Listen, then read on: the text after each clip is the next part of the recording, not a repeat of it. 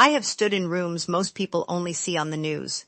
Classified briefings, crisis command centers, places where the wrong decision doesn't just cost a career, it costs lives. None of those rooms, not one, scared me the way my father's retirement party did. He raised a glass. He thanked the room, and then he pointed across 200 people, straight at me, smiled the smile he saves for the moment before he swings, and said 7 words into a live microphone. "Leave before you embarrass me, sweetheart." A few people laughed, the ones who always laugh for the powerful man. I stood up. I reached for my coat. I had 1.5 steps toward the door when a single word cut through the entire ballroom. Low, certain, the kind of word that doesn't need volume because it has weight. Wait. And the woman who said it was the chairman of the company my father had spent 30 years trying to impress. What she said next didn't just silence the room. It collapsed the entire story my family had been telling about me for 2 decades. Stay with me, because what I am about to tell you will leave you speechless. My name is Heather Upton. I am 34 years old, and for most of my life I was the family's explanation. Not the success, not the daughter, the explanation. You know how she is. She enlisted, never really found her footing. My father is Walter Upton, 62, silver-haired, straight-backed, and gifted at the kind of warmth that costs him absolutely nothing. He built rockets for the government for 30 years. He remembered every name in every room. He laughed at jokes 1 second before they landed, which is its own kind of power. To Walter Upton, people were measured by what they earned. And by that math, I had always come up short. I had joined the army at 18, applied to West Point in my father's kitchen, and watched him set his coffee down and look at me, like I had tracked mud across something clean. "Soldiers are people who run out of better options," he said. My grandfather, Sergeant First Class Raymond Upton, 22 years in, was standing right behind me when he said it. Pop never said a word. He just made a sound in his throat. And that night, he walked me to my car, pressed something cold into my hand, and folded my fingers over it. I didn't look down until I was 3 miles down the road and crying too hard to see it clearly. His dog tags. I wore them under my dress the night of the party, on a worn chain, against my chest, the way some people check for keys. My family believed I had never made rank, that I bounced around, that I sat at some desk somewhere, that I had thrown away every advantage the Upton name could buy. I had stopped correcting them years ago. The truth required clearances none of them held. So I let the story stand. It was cheaper than the fight. What I did not tell them, what I could not tell them, was that the work I had been doing lived in 2 windowless rooms, the kind where the mistakes don't make headlines because they never happened officially. I had missed birthdays. I had missed 2 funerals because I could not say where I was. And after a while, the not explaining became a habit. The habit became a wall. And somewhere inside that wall, I became the woman my family had already decided I was. That is the part I am not proud of. But here is the part that nobody talks about. I drove to that party carrying something I didn't know it even know I was carrying. I drove 50 minutes to the Ashford Club that evening, and I spent most of it talking myself into staying 1 hour. The dress felt wrong. I had worn the same boots in 3 countries, and a borrowed gown made me feel like a costume of myself. There was no place card with my name at the front table. I found my seat at table 11, the back, between a retired contractor and an empty chair. The printed program had a gold border and a photo of my father shaking hands with a senator. 3 talented children, it said. It listed Brett. It listed Paige. It did not list me. I knew whose handwriting that was, even printed. My sister Paige runs the family foundation and curates the family's good name the way other people garden. A soldier with no rank she could brag about did not fit the centerpiece. My brother Brett found me before the salads came. He is 46 years older, and he has spent 20 of those years as the son who stayed. Still playing soldier, he said, and smiled like it was affection. "You clean up okay, Heather," for a grunt. He told me about his quarter, his numbers, a deal that almost closed. He needed me to be small. If our father ever decided I was something, the math of this family would change, and Brett had built his whole life on the old math. Paige came by with 2 donors in tow. "We weren't sure you'd come," she said. "In that?" One donor laughed. I told her the dress was borrowed, which was true, and that I was used to a uniform, which was also true. I let the second sentence sit long enough for the smarter donor to feel uncomfortable. Paige's smile tightened. She steered her people away like a tour guide redirecting tourists from a closed exhibit. I went back to table 11 and drank water and watched. At 8 o'clock, I slipped into a quiet hallway off the coat room, just to stand somewhere no one was performing. And I found my father and my brother already in it. They did not see me. "Keep it about Brett and Paige," my brother was saying. "The numbers, the foundation. And Heather." My father flipped an index card. "Make a joke of it," Brett said. "Light. Something about roughing it. Better than pretending she's not here." My father looked at the card, then at my brother, and in the space of 2 seconds, I watched him decide. "Light," he agreed. I stepped back before the floorboard could give me away. I walked to the bathroom and ran cold water over my wrists, an old trick for slowing your pulse, before something hard. I had come to close a door quietly. I had not planned on being a punchline in the closing remarks. But here is what I did not yet know. A much older secret was already in my purse, and it had been waiting 18 years to find me. Earlier that afternoon, before the club, I had stopped at the house in Wexford to pick up a framed photo Paige wanted for the gift table. The house was the same and smaller, the way childhood houses always are. The photo was on the mantel, beside my mother's worn Bible. My mother, Carol Upton, gone 18 years now, breast cancer when I was 16, and still believed my father might come around. I picked up the Bible without meaning to, just to feel the weight of her in it. A folded sheet of paper slid out from the back and landed on the carpet. My name was on the outside. In her handwriting, Heather, not Brett, not Paige, in the careful cursive she used when she wanted to be sure I would listen. I almost put it back. I told myself I would read it later. I told myself a lot of things in that quiet house. In the end, I tucked it into my clutch and carried it with me to the Ashford Club without opening them it, because some part of me knew that whatever my mother had needed to tell me, she had needed to tell me badly enough to hide it where only grief would find it. I opened it in that same quiet hallway after I overheard the rehearsal, before the toast, while my father 2 doors away practiced calling me a disappointment. "I will not give you every word. I will give you the one that mattered." She wrote it in the last spring she was alive. She had hidden it because she could not bring herself to say it out loud while she was dying. "My darling," she wrote, "I need you to know the truth before you decide who your father is. The first time you went up for a nomination, you did not simply come up short. Your father saw to it. He called an old friend in Congressman Reyes's office and told them quietly that his own daughter was not officer material and would shame the family in a uniform. That nomination went to another candidate. Reyes admitted it to me himself because he could not look me in the eye at church. I did the only thing I could. I went to your grandfather. Pop drove you to the second interview, the one before Senator Dwyer's panel, the nomination your father never thought to block. And that is the one that carried you into West Point. I read that paragraph 4 times in a hallway off a coat room while my father practiced calling me a disappointment 2 doors down.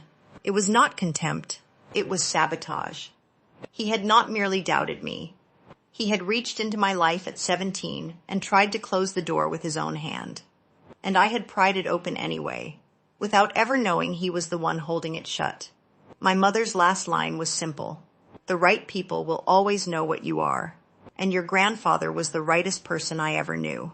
I closed my hand around Pop's tags through the fabric of the dress. I stood in that hallway holding 2 dead people's faith in me, and I understood finally what I was going to do with it. Nothing. I was going to do nothing, and I was going to do it on purpose. And just when she thought it was over, she found something that changed everything. But the real question was, would the room change it for her first? My father stepped to the microphone. The quartet stopped. 200 faces turned toward the man of the hour. He thanked the room. He praised Voss heartily. He found Margaret Voss at the head table, the founder and chairman, the woman whose name is on the building, and gave her a bow that managed to look both humble and proprietary. He talked about legacy. He talked about his children. The room leaned in. He praised Brett, the future of the division, the steady hand. Brett's face did something complicated and grateful that I hadn't seen since we were kids. And for one ugly second I understood exactly why he had spent 20 years narrating me small. He was starving too. He had just been starving at a fuller table. He praised Paige, the foundation, the galas, the family name carried into rooms that mattered. Paige let one elegant tear sit at the corner of her eye without falling, and then his eyes moved toward the back, toward table 11. I made the small internal preparation you make to not flinch. He would smile past me. He would say something about being blessed and raise his glass. His eyes did not skip. They stopped. They found me and they held. And he smiled, the particular smile he saves for the moment before he swings. I am proud to have such talented children, he said, and let the warmth hang one extra beat, except for that low-ranked soldier in the back. A ripple went through the room. He gave them permission. He smiled wider. My youngest. We don't talk about her career much because, well, he spread his hands. Comic. Helpless. There isn't much to talk about. Some of us build companies. Some of us play soldier. A few people laughed. And a few is all you need to turn a cruelty into a moment. Then he looked at me and the smile thinned to something I had known my whole life. Do us both a favor, sweetheart. Leave before you embarrass me. I stood up. I reached for my coat. I had 1.5 steps toward the door. And then, silence. Wait. Margaret Voss was on her feet. She did not raise her voice. She did not need to. When the chairman of the company stands up during the guest of honor's toast, every head in the room turns. She was not looking at my father. She was looking at me, across the full length of that ballroom, with the focused stillness of someone matching a face to a file. I'm sorry, she said into the silence. I have been trying to place you all evening. She tilted her head. Stand in the light a moment, would you? The chandelier caught me. She studied my face the way you study a photograph you have seen before, in a very different context. A briefing room, maybe. The bottom of a classified report. Something moved across her face that I can only describe as recognition arriving all at once. I know you, she said softly. Then louder, clear enough to reach the stage, the senator, every single person who had just watched my father call me a low-ranked soldier. You're Major Upton. The room froze. 200 people held completely still in the exact instant of understanding that the woman, at the back table, the embarrassment, the punchline, shared a last name with the man at the microphone, and the chairman had just called her Major. My father's hand opened. The microphone hit the floor. Margaret Voss walked toward me, unhurried, and spoke so the whole room could hear. Spring of this year, the intrusion into the Sentinel program. We were 9 minutes from losing a classified federal program this division has staked its entire future on. If that program had been compromised, Voss Hartley does not survive the year. 2,000 jobs. This building, that pension you are all here to celebrate. She paused. The work was sealed. The names came to a few of us later in a closed briefing. An officer who led the team that caught it, contained it, traced it back, and refused the public credit because the mission still mattered more than the medal. She looked at me. That was you. It was not a question. I held her eyes and said the only thing the moment required, evenly, no drama in it at all. It was my team, ma'am. I had the privilege of leading them. And the truth did the rest, the way the truth does when it finally gets a witness with enough weight to make it stick. I did not reach for my mother's letter. I did not point at anyone. I did not raise my voice. I simply confirmed a true thing to the one person in the room who had a right to know it. And I turned to the chairman, quiet enough that my father had to strain to hear it from the stage. Thank you, ma'am, but I think I'll still be going. I walked the full length of that ballroom at the pace I would walk anywhere, past table 11 where my water glass still sweated, past the gift table with Paige's framed photo, the centerpiece of my own erasure, which I had carried in from Wexford that same afternoon, which is the kind of joke the universe tells quietly, past the bartender with the Marine Corps ring, who came to attention behind his bar and held it until I had passed. One old soldier saluting another with the only thing he had. I stopped once. My niece Maddie, 12 years old, had pulled free of her mother and caught my hand at the edge of the room. Are you really a major? She whispered. I knelt to her level the way Pop used to kneel to mine. Really, I said. And you're really good at encryption, so finish that science project. She nodded hard, like I had given her an order. I suppose I had. I did not turn around when my father said my name from the stage. Softer this time, almost a question. I had spent 34 years turning around for that voice. The door was heavy and cold, and it opened onto a parking lot full of ordinary cars, and the night air hit me, clean and quiet and free of all of them. The fallout was quieter than the movie's promise and more permanent. People remember that party now as the night Walter Upton humiliated the officer who saved the Bella Company. 2 of his oldest colleagues stopped returning his calls. Margaret Voss did not extend the consulting offer he had been quietly expecting. Brett's name came off the shortlist for a promotion he had been circling, because the chairman had seen in one evening exactly how he spent his energy. None of that was my doing. I never said another word about any of them. They simply got measured, finally, in front of the one person whose measurement counted, and they came up exactly as short as they always had. 3 weeks later, my father sent a text. 4 sentences. None of them were the word sorry. The last one said, "I didn't know about the Sentinel thing," which was true, and was also the whole problem, because he had never once asked. I wrote back 2 lines. I told him that if he ever wanted to know his daughter, the real one, the door was open. But I would not be coming to be displayed, and I would not be coming to be apologized to in public to fix his image. Honest in private, or not at all. He has not answered yet. He might never. I made my peace with that somewhere around the state line, and the peace has held. Because here is what my grandfather told me the night he pressed those tags into my 17-year-old hand, idling at the curb while my father refused to come out of the house. The right people always know what you are. The wrong ones never will. So stop spending your life trying to convince the wrong ones. He was right. Margaret Voss knew me in 9 seconds.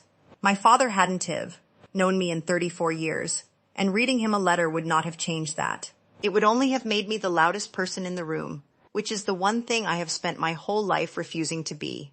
You do not get to choose whether your father sees you. You only get to choose whether you keep waiting in the dark for him to turn on the light. I drove north toward Maryland, toward my own small life that no one in that room had ever bothered to understand. And for the first time I could remember, I did not feel small at all. If someone in your life has decided who you are and stopped checking, you do not owe them the proof. Let them be wrong. Let your work speak when it matters. Drop a comment if this story found you at the right time. Hit subscribe, and I will see you in the next one.